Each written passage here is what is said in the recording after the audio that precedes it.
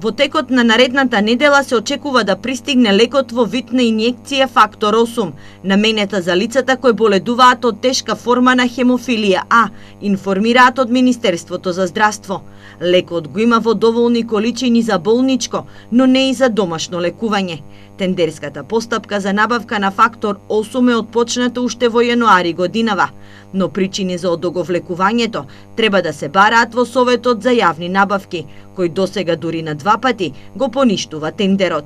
Како што и РИС објави минатата недела, на околу 60 на пациенти во државата кои го примаат лекот за коагулација на крвта им е влошена здравствената состојба.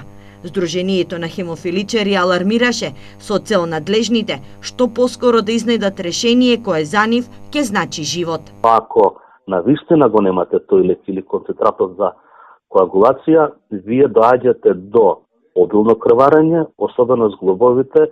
Јас примерот мој можам да ви го посочам каде што имам 9 зглобови 100% уништени, со илјадници крварења, со несоодветна терапија и со несоодветно лекување.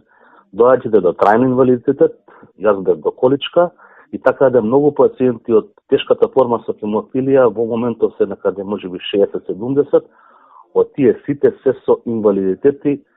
Дека состојбата е загрижувачка говорат и овие фотографии, кои деновиве беа постирани на социјалните мрежи.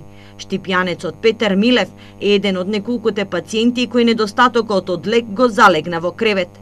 Со неговиот Facebook статус, тој јавно прашува зошто бирократијата и тендерските постапки треба да го диктираат неговиот начин на живот.